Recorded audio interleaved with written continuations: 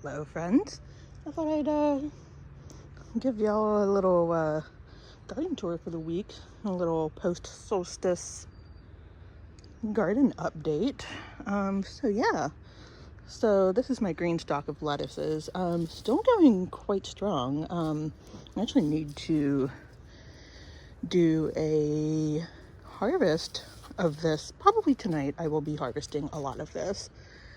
Up here, I've ended up taking out, I still have cilantro here, which I'm just really leaving it for, since it's gone to starting to bloom and stuff, I'm leaving it for the pollinators, really. I have nothing planned to go in here at the moment, so I'm just leaving it grow. But I did end up replacing these other ones that had cilantro with parsley, and they seem to be doing pretty all right. I actually did harvest a good bit of this the other day when I was making dinner. I actually made a really amazing Greek inspired bean salad and used fresh parsley in it. It was so delicious. I actually still have some, still eating on it. So good, so good, so good. Really is the beauty of growing fresh herbs, is they're just so much better than what you get at the store, and so much cheaper too. Because when you think of it, like this parsley plant, for instance, was like $2, I think, at the local nursery. I got 3 of them, and it will just produce until at least until the frost. And I've honestly have had these survive light frost, and I'll have these well into like November, December sometimes. So, and that's where I live. I live in zone 6A, 6B, depending on who you ask. And yeah, it lasts quite a while. A lot of these flowers here is arugula that has gone to seed, maybe some mustard greens, just various, what do you call them? Brassica greens. So yeah, they've all gone to seed. There's actually some seed heads down here if you look here. So I just leave them. They'll actually just reseed themselves, and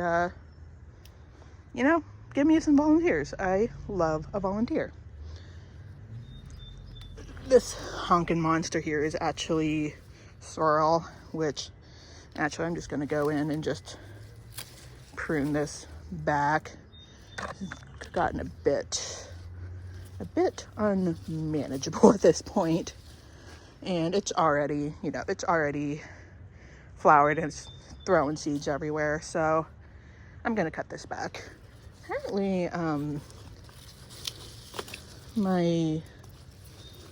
depending on who you ask, apparently it's also called pigweed, which I don't know why it has that name, but that's what my dad called it when he saw it, and he's starting to be like, oh, you want me to rip this out for you? It's a weed. And I'm like, oh, no, that's sorrel, Dad. That's sorrel. I planted that. Do not worry. And he seemed a bit baffled, but he's all right. He's all right. He has raspberries growing, which I should show y'all. They're actually starting to come on. I picked a lovely handful of them yesterday. Nice big handful, and they were so good. I adore any homegrown fruit or vegetable, but especially raspberries. They're probably one of my favorites. So I'm very excited for those to be coming on. Now, sorrel is a perennial where I live, so this may look kind of scary, just how far back I've pruned it, but this is going to come back with a vengeance. It's just going to come back from its roots and send off more leaves and stuff, so it can do that and be happy. So here, a little sorrel stem. So here are my peas. They're still definitely putting on peas and stuff. Though we do have Heck, there's actually one right there. I actually do need to do a quick little harvest of these. So still got lots of peas coming on. And yeah, I'm just gonna leave them in as long as they do all right. I mean, if you look down towards the bottom, like the leaves are starting to yellow. That is typical. Particularly, we've been having some very, not the pot that got away from me. We have had some very, very hot days a few weeks back.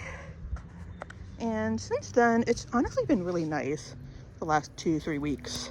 We've had consistently like 70s.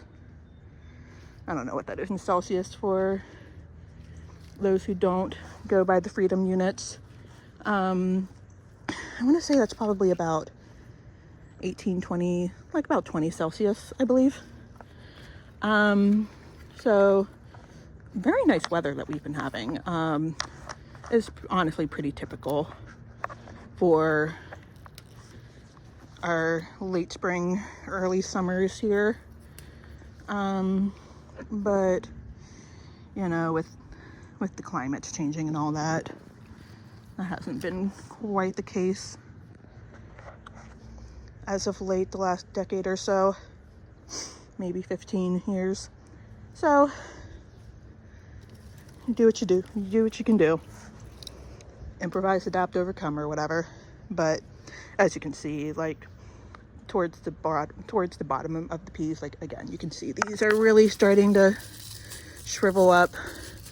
This entire plant actually might be toast, but they really do start to struggle with the heat. And we do have some quite hot temperatures coming up this upcoming week. Gonna be hitting like high 80s, low 90s. So that means the peas will probably be toast. The lettuces, don't know how they're gonna pull through that, so that's why I'm really prioritizing harvesting all that while I have it and can still enjoy it, because otherwise it's just gonna die or go to seed or what have you, and then you just don't have it. So that's the plan there. Ow, I just stepped on a stinging nettle, I believe. The perils of gardening barefoot. But yeah, over here, the old veg patch. Well, that is definitely one of my cantaloupe seed casings, but I don't see the sprout.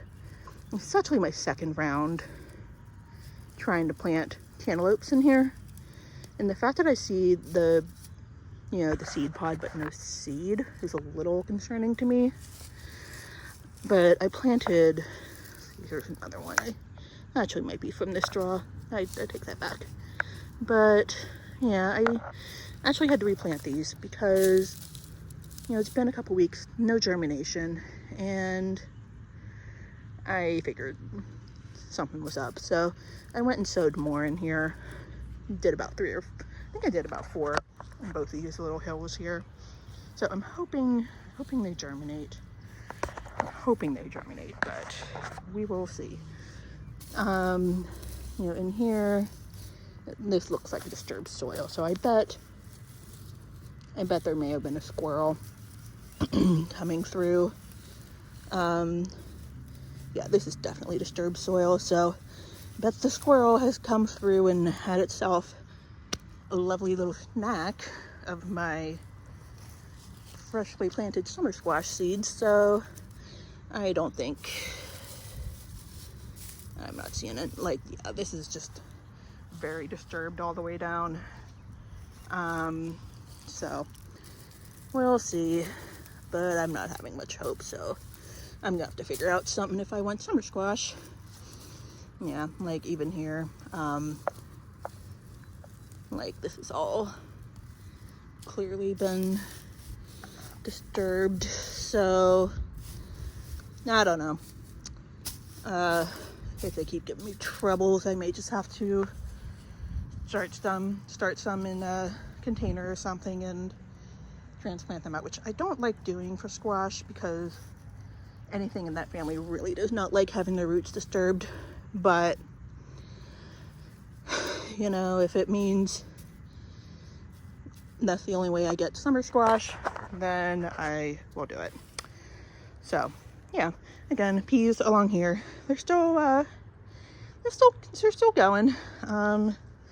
Again, they are struggling with heat. Not quite as bad as the container ones, because here their roots are much more, what's the word?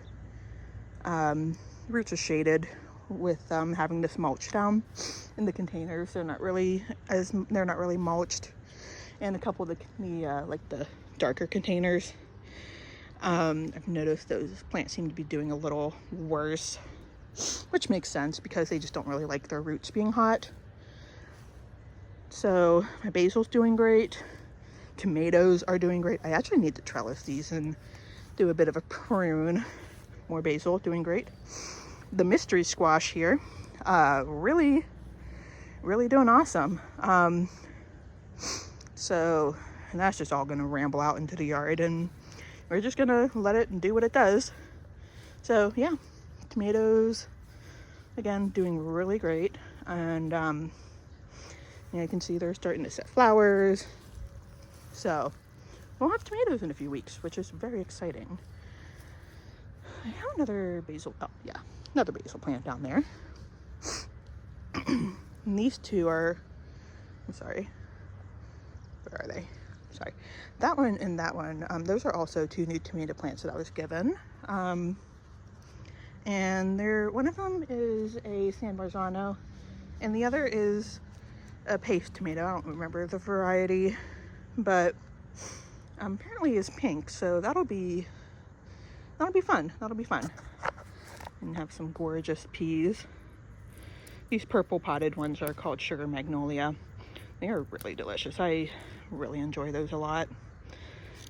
Don't mind me just getting a quick harvest. Quick little harvest. There we go. See? Beautiful. These are so prolific. I love a fresh snap pea. It's so sweet when you first pick them too. So definitely something worth growing if you have the space. And you know, as you can see, you don't really need a lot of space.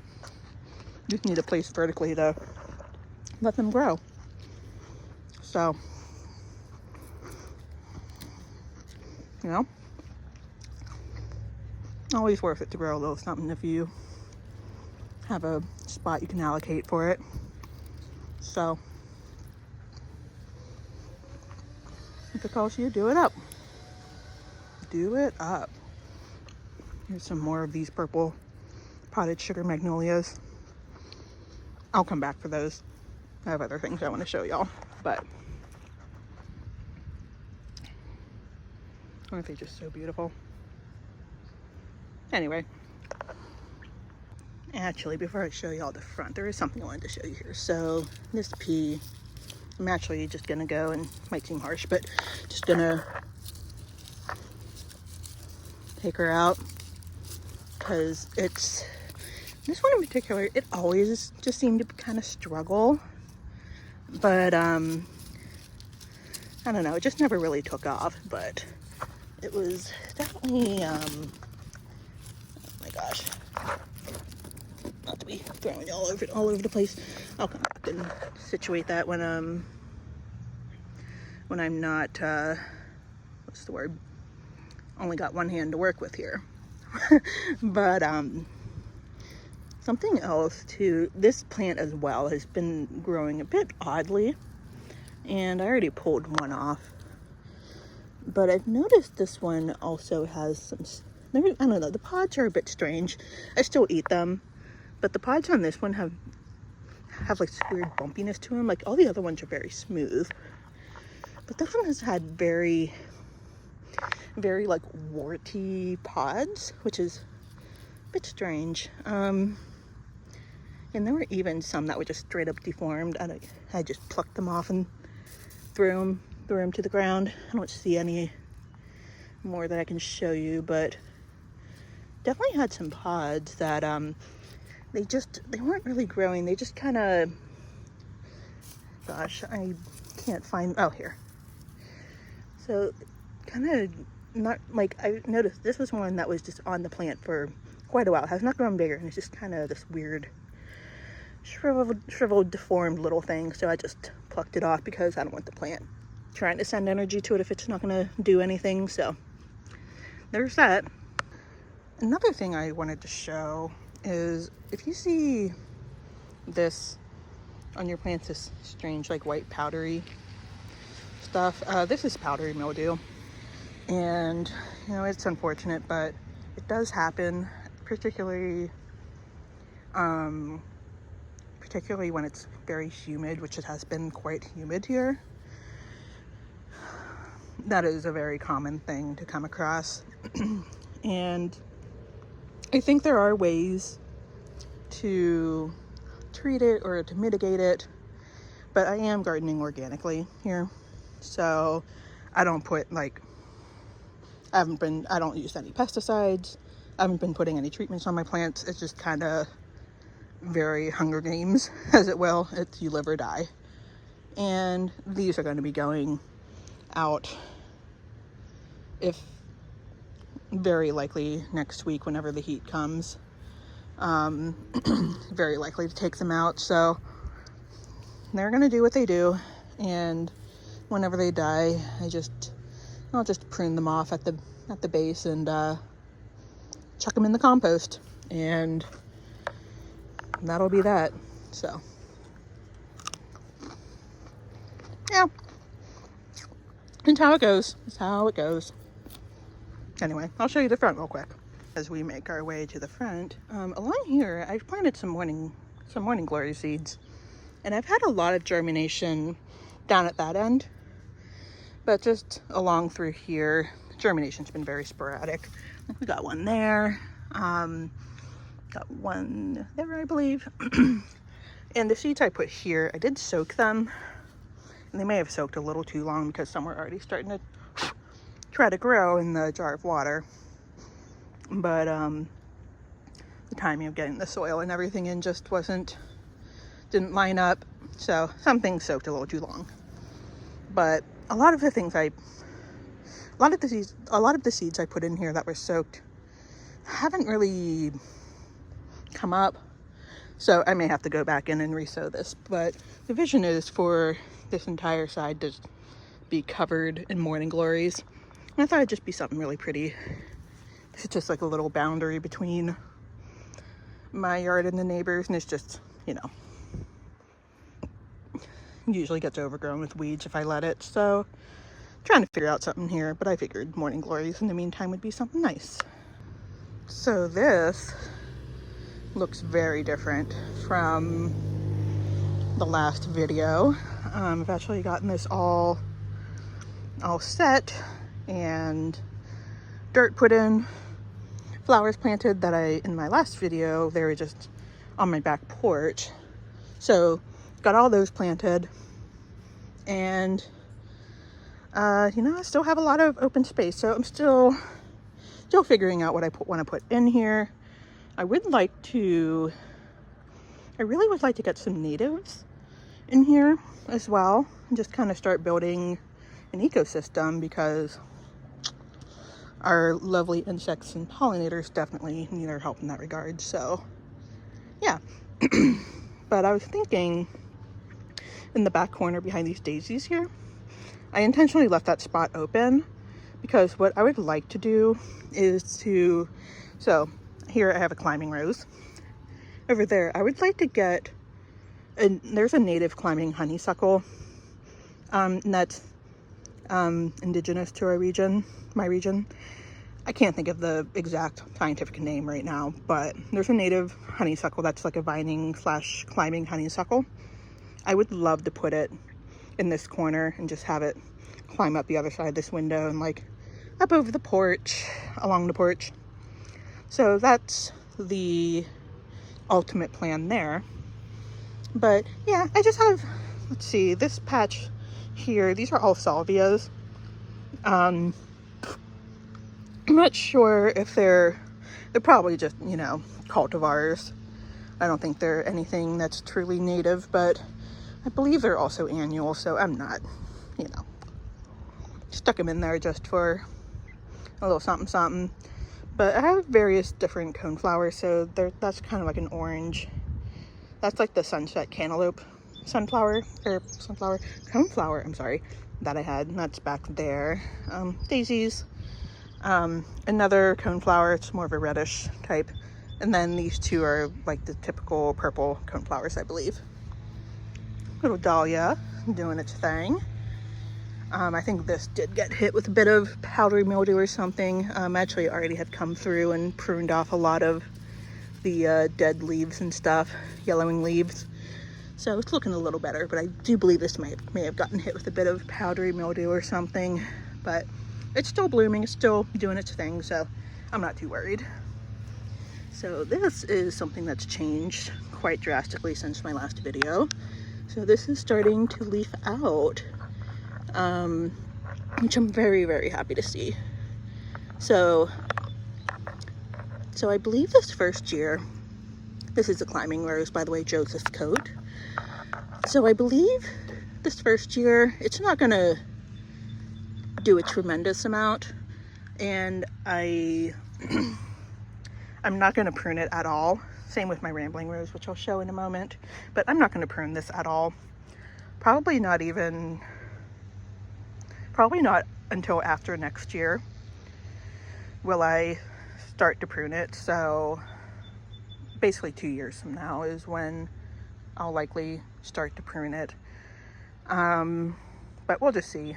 I'm just kind of monitoring it, monitoring the progress, but I really just wanted to focus on getting nice and healthy and established this first year. Same with the rambler. So yeah. In here, I planted some Cosmo seeds, and someone asked me if I could show a picture. I actually don't have the seed packet with me at the moment, unfortunately, so I will I'll try to remember to grab that so I can show y'all what they look like, and for anyone who doesn't know what they look like. But yes, I planted some of those seeds in here. There's only been maybe 3 or 4 days, so I don't see anything germinating just yet. But I can tell there has been a squirrel digging. I see like little dig spots. There was one here, I filled it back in. I can see another spot there. So yeah, no. They're a pain in the butt, but what can you do? Here, I stuck in a couple of bee balm. I believe the ones I put in, they're purple. I believe they are a cultivar, but bee balm does grow native around here, so I would like to get like a native variety of it and plant it in here or somewhere out back. So definitely something on the list to get. Another dahlia. This is an orange one. Starting to put on some fresh blooms, which is very nice and exciting. And then this here is my Lady of the Lake Rambler, which is doing very well.